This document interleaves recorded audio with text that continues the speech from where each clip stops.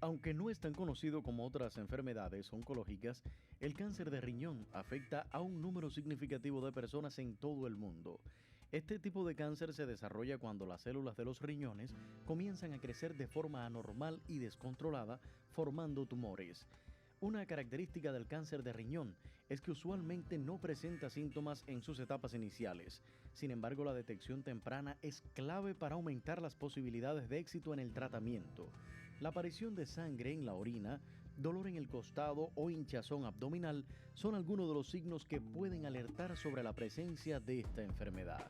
En el Día Mundial del Cáncer de Riñón abordamos, entre otras cuestiones, factores de riesgo, comportamiento y opciones terapéuticas disponibles para el cáncer de riñón aquí en Mitos de la Salud, con Vivian García y una voz autorizada de la nefrología en Cuba.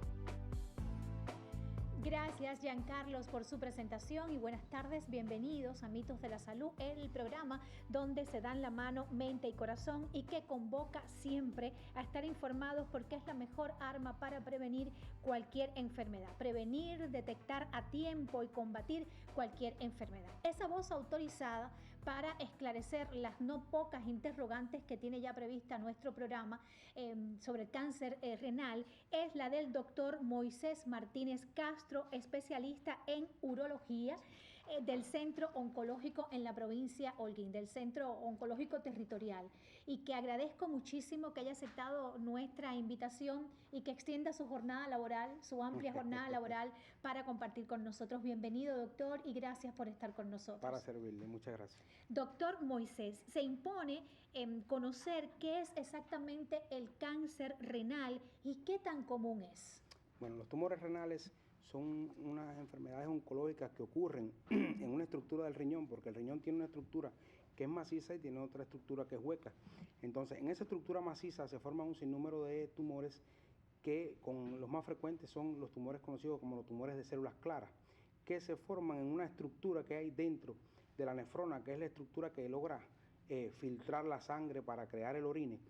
Y en esa estructura es donde principalmente se forman este tipo de tumores. Ocurren con relativa frecuencia, ya que dice que puede aparecer en un paciente con tumor renal cada 45.000 habitantes. De hecho, se ha diagnosticado 28.000 pacientes con tumores renales al año y desafortunadamente 11.000 pacientes mueren cada año a causa de este tipo de enfermedad. Interesante estas cifras, sí, doctor Moisés. Realmente. ¿Cuáles son los principales factores de riesgo que dan lugar a la aparición de un tumor renal, doctor Moisés? Los estudios más importantes que se han realizado han visto que como factores de riesgo de peso, fundamentalmente aparece el hábito de fumar en cualquiera de sus modalidades. Tanto puede ser un fumador activo como un fumador pasivo. Los pacientes con sobrepeso y los pacientes con hipertensión arterial. Estos son los tres factores de riesgo fundamentales. Además, existe la exposición laboral, pacientes expuestos al asbesto, al cadmio, pacientes que trabajan en la industria petrolera, en la industria del caucho, donde se dan tintes, exposición al plomo, los trabajadores de las imprentas. Hoy en día tenemos nuestras peluqueras con el uso de muchos productos químicos. También existen un riesgo para los familiares de primer grado de aquellos pacientes que han padecido tumor renal. Primer grado me refiero a un hermano, a un padre, a un hijo. Estos tienen cierto riesgo de padecer este tipo de tumores. Ahora, además, sí, dígame.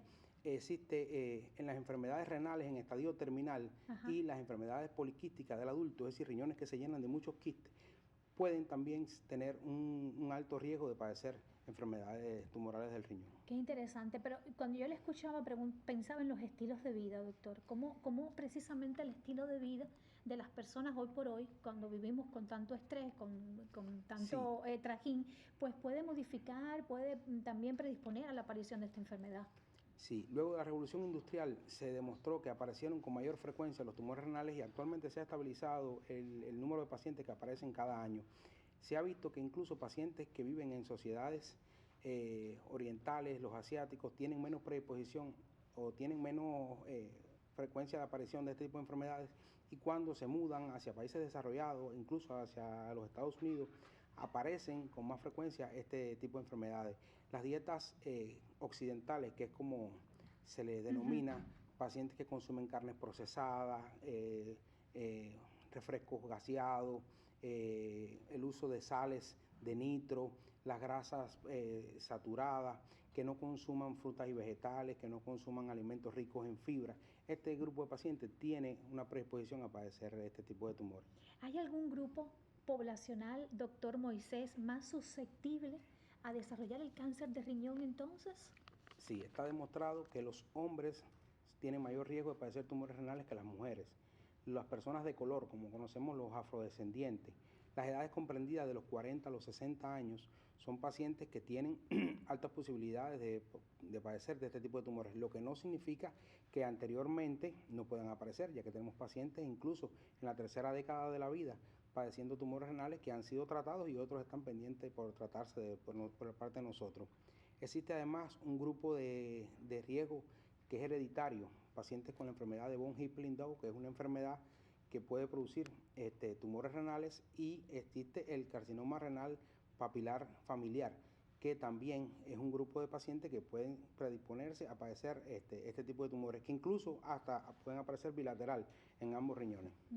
Es decir, que hay un componente genético importante fuerte en la presencia, en el desarrollo de esta enfermedad. Doctor Moisés, lo voy a invitar a hacer la primera pausa en nuestra conversación. Correcto. ¿Se siente bien con nosotros? Les recuerdo a los televidentes que este programa se transmite en vivo y que puede intercambiar con nosotros si se conecta marcando el 24 45 34 47. Reitero el número 24 45 34 47. Hoy acá hablamos del cáncer de riñón o tumor renal. Y claro que vamos a desentrañar un mito, una creencia muy arraigada en la población, no solo en Cuba, sino en buena parte de Latinoamérica.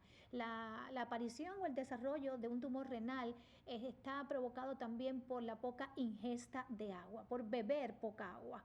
¿Esto será cierto? ¿Será falso? ¿Será un mito o una realidad? Le invito a que mantenga la sintonía porque ya establecemos contacto con Giancarlos Coas, que se encuentra en exteriores, pues conversando con algunos televidentes. Adelante, Giancarlos.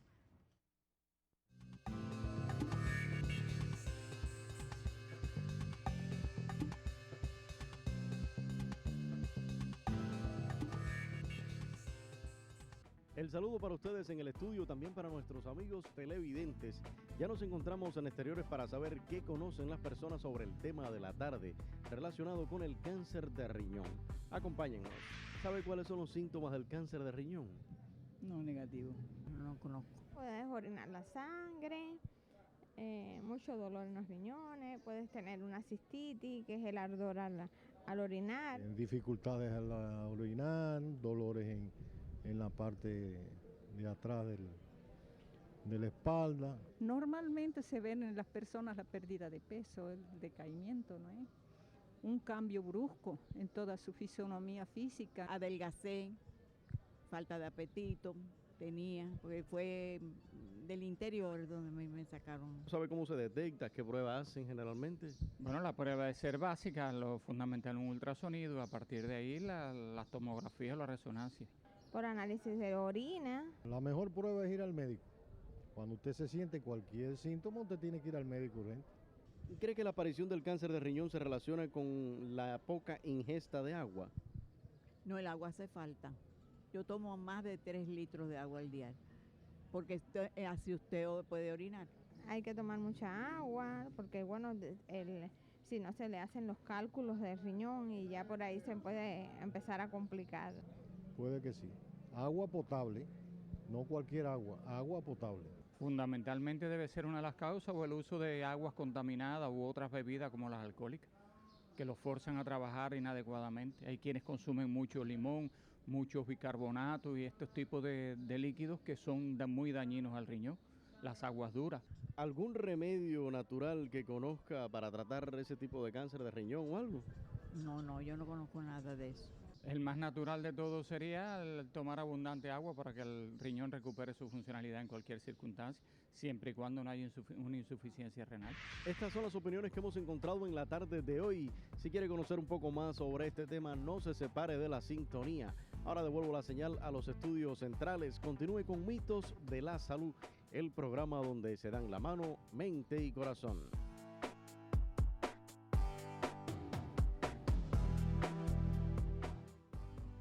Gracias, Giancarlos. Gracias por su participación y provocar un poco la interacción con nuestros televidentes. Acá en el estudio seguimos dialogando con el doctor Moisés Martínez Castro, especialista en urología del Centro Oncológico Territorial acá en la provincia de Holguín. Vamos a hablar en este momento, doctor, yo quisiera centrar la conversación en síntomas y en detención temprana del cáncer. ¿Cuáles son los síntomas más comunes del cáncer renal? Bueno, ya nuestros televidentes se habían estudiado el tema, yo creo, porque bueno, realmente los síntomas principales es orinar con sangre, es la presencia de dolor en las regiones, en los flancos, la pérdida de peso, pérdida de apetito. Muchas veces nuestros pacientes están con una hipertensión arterial que no se logra explicar su causa, y la causa puede ser un tumor renal, pacientes con anemia, pacientes incluso que presencian trastornos vasculares, como es el caso de nunca han tenido un varicocele y de momento aparece un varicocele de forma brusca que no disminuye cuando el paciente está acostado, pacientes que adquieren el color amarillento en la piel, que es lo que conocemos como ictericia, incluso hasta trastornos relacionados con los procesos metastásicos. Muchas veces los pacientes acuden a nosotros ya en estadios avanzados y se quejan de trastornos visuales, trastornos en el comportamiento, en la conducta, trastornos a la hora de orientación, y la familia dice, oye, este hombre no está hablando cosas correctas. Y cuando ustedes se ponen a estudiarlo, muchas veces aparece un tumor renal, incluso con metástasis a nivel del sistema nervioso central. Hay momentos en que el paciente tiene metástasis a nivel de los pulmones, y entonces el cuadro clínico se va a centrar, a esto anteriormente dicho, se le va a agregar los síntomas relacionados con la afectación de los pulmones. Tal es el caso de que tenga dolor pleurítico, pacientes que puedan expectorar con sangre.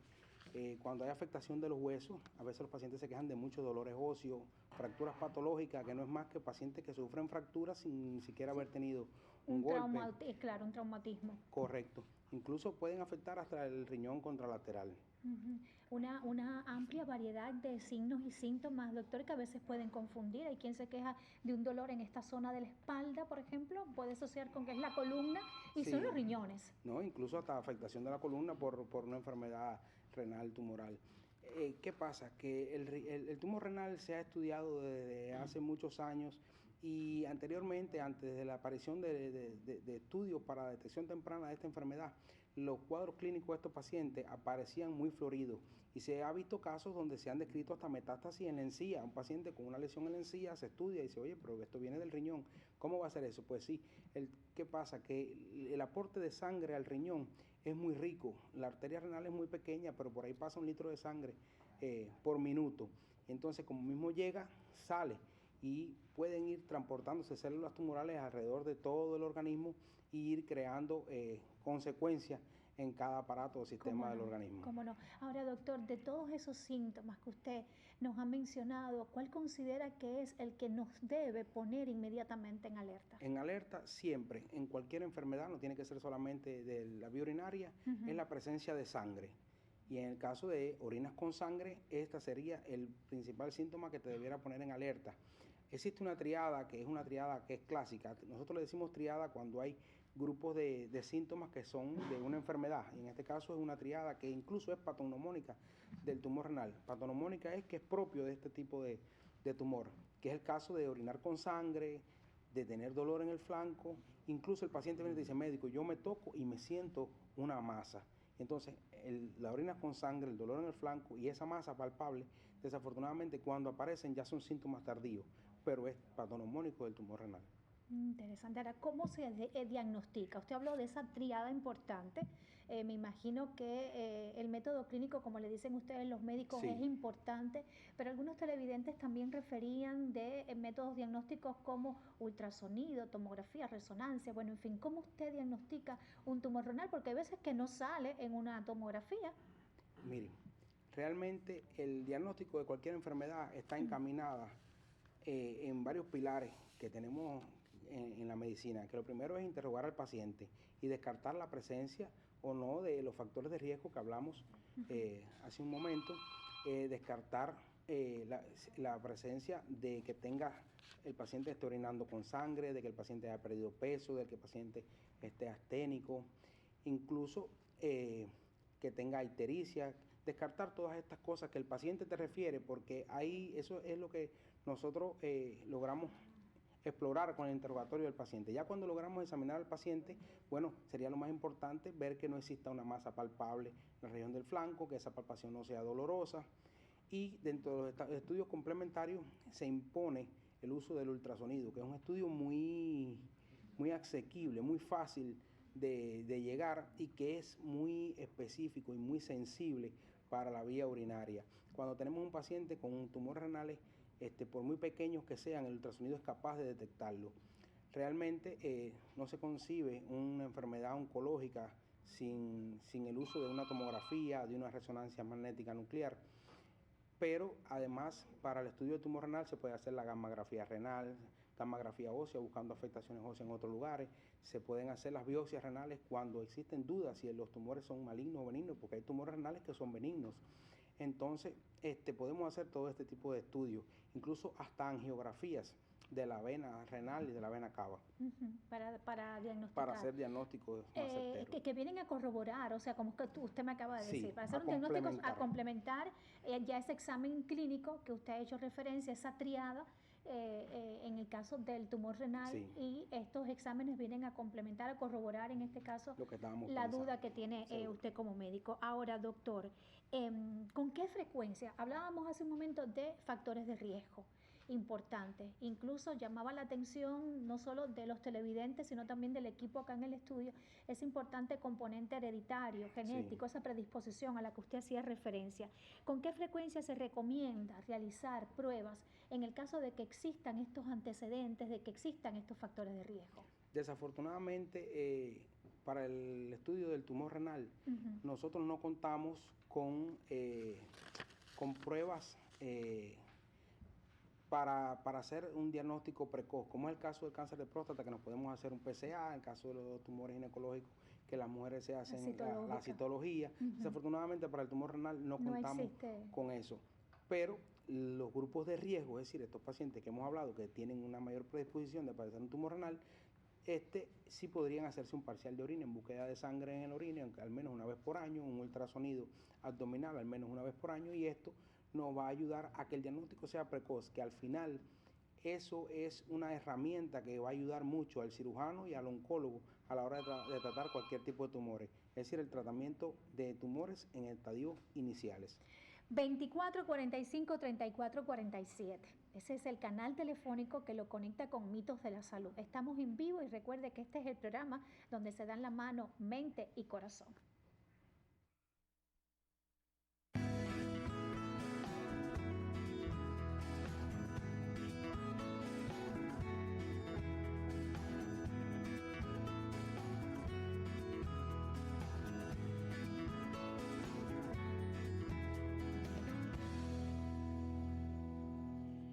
Bueno, estoy acá intercambiando con el doctor Moisés, estamos recibiendo algunas llamadas a nuestro teléfono 2445-3447, doctor Moisés, y estábamos hablando del diagnóstico, en este caso del cáncer de riñón. Pero acá tengo algunas llamadas, por ejemplo, ¿tiene alguna predisposición a desarrollar cáncer una persona que tenga bacterias en los riñones, doctor? Eso más bien usted es urólogo, ¿no? Pero tiene más que ver con la nefrología, pero ¿tiene algo que ver? No existen relaciones entre los procesos infecciosos y la aparición de tumores renales. ¿Existe, digamos, que predisposición de desarrollar tumor renal en el paciente diabético? No, tampoco. Tampoco. No se ha demostrado, desde el punto de vista científico no se ha demostrado que ninguna de estas dos instancias puedan predisponer a la presencia de tumores renales. Entonces, el diagnóstico quedamos que se hace de manera clínica y se corrobora con estos exámenes complementarios que usted nos hacía referencia. Ahora vamos a hablar de los tratamientos. ¿Cuáles son los tratamientos que se indican, doctor Moisés, para el cáncer de riñón? Conocemos la cirugía, conocemos la quimioterapia, también la radioterapia y la inmunoterapia. Bueno, el tumor renal desafortunadamente no tiene una buena respuesta al tratamiento ni con quimioterapia ni con radioterapia, es decir, es radio y quimio resistente. ¿Qué pasa?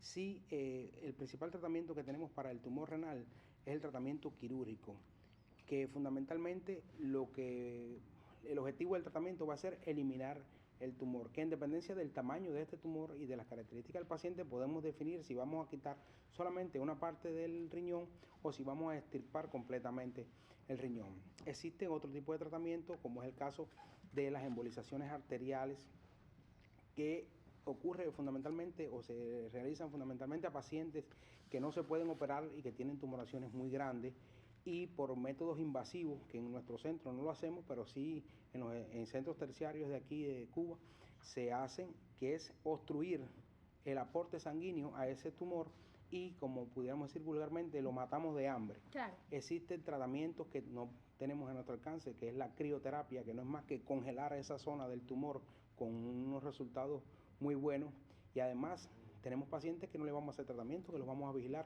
Cuando existen tumores pequeños que en los ultrasonidos dicen que están poco vascularizados, pacientes añosos, definimos que no lo vamos a operar, lo monitorizamos, y si el tumor no crece, si el tumor mantiene las mismas características, pues simplemente lo mantenemos en una vigilancia activa. No es que no se va a hacer nada, sí estamos haciendo, lo estamos vigilando. Además de esto, como hablamos anteriormente, tenemos el uso de inmunoterapia. Este es el caso del interferón, que es muy conocido. En la época del COVID se conoció mucho este medicamento, el uso de la interleuquina. Tenemos terapias diana, como es el caso del sunitinib, un medicamento que es muy, pero muy caro, pero es muy efectivo para el tratamiento del tumor renal, que también lo usan en nuestros centros de atención terciaria, tal es el caso del Instituto de Oncología y Radioterapia. En La Habana. Sí, en La Habana. Ahora, doctor, ¿cómo elegir el mejor tratamiento para cada paciente? Mira, a la hora de elegir el tratamiento para el paciente, hay muchas cosas que tienen peso. En primer lugar, la característica del paciente. Cuando tenemos un paciente joven, tenemos que tratar de ser lo más certero en el tratamiento. Tenemos un paciente añoso que padece hipertensión, que padece diabetes, que tiene trastornos vasculares, que toma anticoagulantes, que muchas veces tú dices, vamos a hacer un riesgo-beneficio. Este paciente se puede operar, este paciente no se puede operar. Este paciente llegó a una etapa tardía de la enfermedad, con metástasis a varios niveles, entonces que muchas veces uno considera que lo ideal sería no operar a este paciente. Todo esto en decisiones que se toman en conjunto y junto con la familia del paciente. Hay pacientes que tienen un solo riñón y no podemos extirpar el riñón completamente, a no ser que sean tumoraciones muy grandes, y entonces ahí tendríamos que negociar con el paciente, tendríamos que negociar en nuestro grupo científico para definir el mejor tratamiento para este paciente. Como decíamos anteriormente, hay tratamientos que se hacen para pacientes que no se pueden operar, y es las embolizaciones, el tratamiento con crioterapia, el láser. Esos son tratamientos muy efectivos que ayudan van a paliar la progresión de esta enfermedad. Doctor Moisés, ¿qué avances existen en nuestro país a nivel mundial en el caso de tratamiento del cáncer renal? Sí, en primer lugar, la cirugía de mínimo acceso es un avance muy grande, porque no es lo mismo hacer una incisión amplia como nosotros las hacemos aquí en nuestro centro, que son incisiones abdominales muy grandes, a poder hacer la extirpación de un riñón por mínimo acceso, por vía laparoscópica, que hace poco se habló de la operación por mínimo acceso de un tumor renal por el grupo de trabajo del Hospital Hermanos Amejeira. Existen muchas investigaciones que están encaminadas a mejorar el diagnóstico de los pacientes, porque ya le digo, lo ideal es hacer un diagnóstico precoz, en etapas precoces de esta enfermedad. Y existen investigaciones que están encaminadas a ver cómo los fármacos que usamos logran ser bien efectivos, porque no se crea que este tipo de fármacos no siempre es efectivo, y hay fármacos que son efectivos en este tipo de pacientes, pero en este no.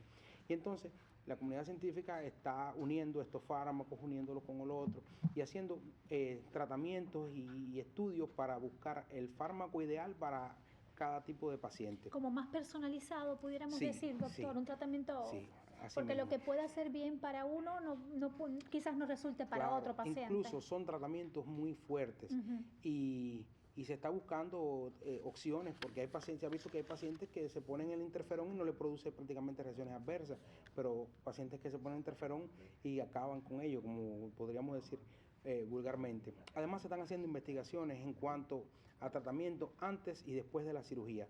Habíamos hablado anteriormente que este tipo de tumor no responde ni a la radioterapia ni a la quimioterapia. Podemos usar radioterapia, pero solamente para tratar algunos metástasis, como es el caso del sistema nervioso central, como es el caso de metástasis en el hueso, pero no en todos los lugares.